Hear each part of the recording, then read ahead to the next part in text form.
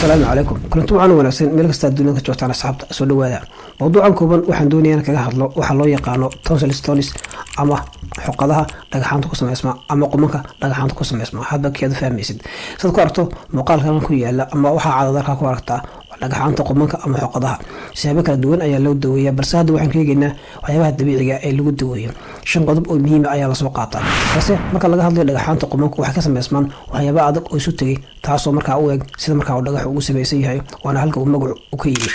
waxyaabo ugu horeeya qofka isticmaalaya waa khudradda gaar ahaan waxa la soo qaatay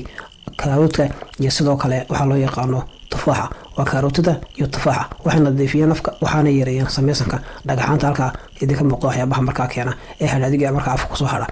qodobka labaad waxa uu yahay waxa loo yaqaano caano fadhiga ama yogurka kaas wuxuu keenaa in lagu faa'iideysto bakteeriyada ku jirta taas ku hortagaysa bakteeriyada markaa ku dhex jirta dhagaxaantan oo sababi karta caabuq ama infection ku sameysma xoqadaha oo mararka qaar kood keenta inay bararaan isla markaana qofka laga saaro iyadoo markaa la qalayo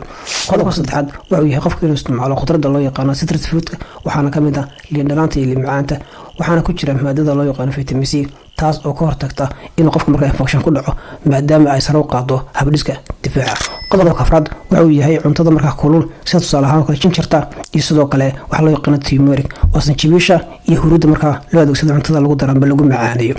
siyaabaha loo adeegsado waxa tahay in sanjibiisha lagu darsado shaaha tan waxa hoos u dhigaysaa xanuunka daran qofka uu dareemayo sidoo kale waxay qofka caawinaysaa in markaa carafta iyo udgoonka afkiisa ay ka caawinaysaa sidoo kale marka laga hadlayo huruudda waxay qofka ka caawisaa in lagu daro caano diiran taas oo markaa qofka caawinaysa dhagaxaanta ku sameysma qumanka iyo sidoo kale xoqadaha qodobka shanaad wuxuu yahay waxa loo yaqaan biyaha iyo cabiddu waxay ka hortagtaa qaleelka afka taas markaa hoos u dhigaysa neefta qarmoon ee ku samaysan karta qofka afkiisa sidoo kale waxay hoos u dhigi kartaa xanuun qofka ka dareemayo dhuunta iyo sidoo kale cunaha shanta hab een sheegnay waxay ka mid yihiin siyaabaha dabiiciga oo qofka ka duwan karo dhagaxaanta ku sameysma qumanka ama xoqadaha tani kula dambe nabadgelyo.